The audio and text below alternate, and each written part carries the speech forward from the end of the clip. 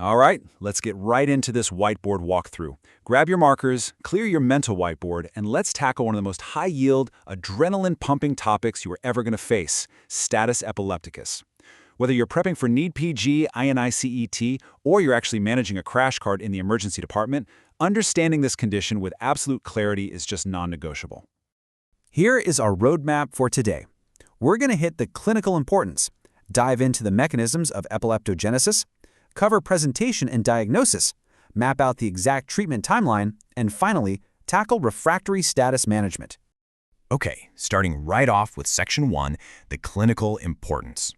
We really have to ask this strong opening question. What exactly is it, and why do we care so much? Well, because status epilepticus, or SE, is a literal medical emergency. The stakes are sky high from minute one.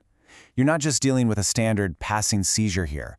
You are dealing with a brain that has completely lost its ability to hit the brakes.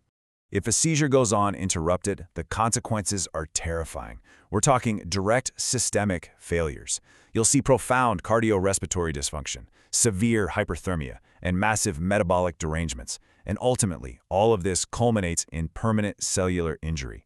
Meaning, we aren't just trying to save the brain, we are aggressively stabilizing the entire body to prevent total systemic collapse. Moving on to Section 2, let's look at the mechanisms of epileptogenesis. Let's draw out the paroxysmal depolarization shift so we can see exactly how the normal balance of excitation and inhibition just falls apart. Step 1, you get this massive influx of extracellular calcium into the neuron. That triggers Step 2, where voltage-dependent sodium channels fly open. Sodium rushes in, leading directly to Step 3, the generation of repetitive, uncontrolled action potentials. Now, normally the brain counters this with Step 4, right? A hyperpolarizing after potential mediated by GABA receptors or potassium channels. But in status epilepticus, that inhibition completely fails. The brakes are literally cut and the brain gets trapped in this devastating electrical loop. Let's hit Section 3, presentation and diagnosis. First things first, what triggers this cascade? Keep these top culprits in mind because board examiners absolutely love to test this in clinical vignettes. The most common scenario by far is a known epileptic who just suddenly stops taking their anticonvulsant meds. But you also got to be on high alert for severe metabolic disturbances, drug toxicity, underlying CNS infections, brain tumors, or recent severe head trauma. And this brings up a major clinical trap we see all the time. You have to distinguish between generalized convulsive SE, or GCSE, and non-convulsive SE. GCSE is obvious. The patient has overt dramatic motor signs. But NCSE? Man, it is incredibly sneaky, and it actually accounts for up to a quarter of all status cases. After 30 to 45 minutes of seizing, those dramatic movements might just stop. The patient might look comatose, maybe with only a mild clonic twitch of a single finger, or just fine, rapid eye movements. I want you to mentally take out a bright yellow highlighter for this next point. If your patient stops overtly seizing but remains comatose, check those vitals immediately. Are you seeing paroxysmal episodes of tachycardia? What about hypertension or pupillary dilation? If you see those, you have to strongly suspect non-convulsive status. The brain is still actively seizing even if the body has stopped shaking. So here is your rapid-fire clinical checklist to execute the second they roll through the doors. Number 1. Attend to acute cardiorespiratory problems by securing the airway and checking vitals. Number 2, establish venous access. Number 3, draw labs to hunt down those metabolic abnormalities we just talked about. And number 4, this is absolutely paramount, secure a continuous EEG.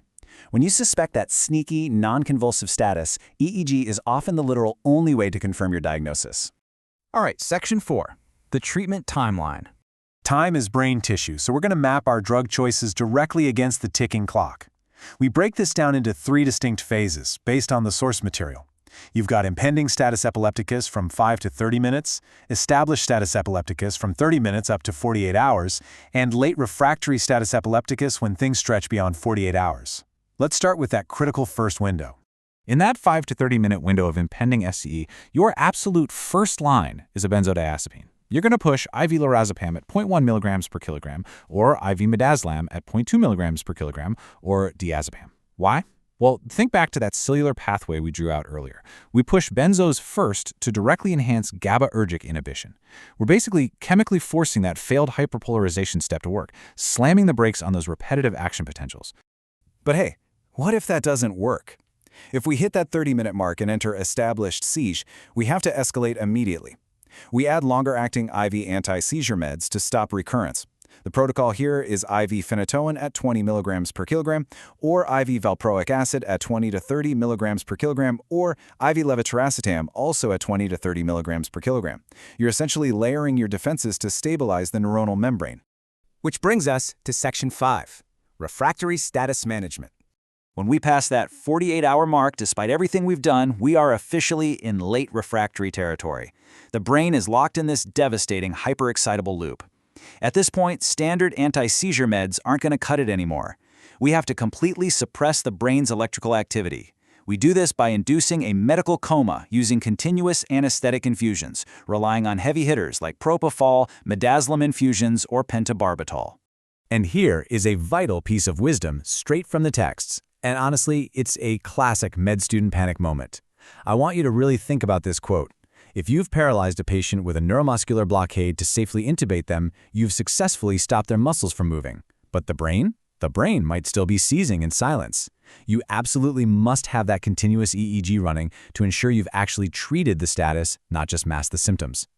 I want to write this massive number on our whiteboard. 30. 30 minutes. That is the maximum amount of time you have of uninterrupted seizure activity before those metabolic derangements we discussed at the start begin causing permanent, irreversible cellular injury to the brain.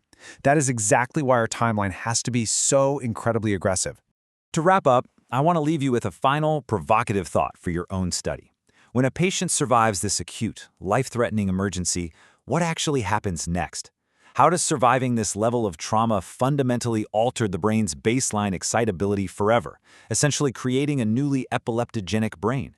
And how do we then transition from emergency stabilization to managing lifelong chronic epilepsy? Keep those questions in mind as you review your notes. Thanks for joining me for this walkthrough today, and keep on learning.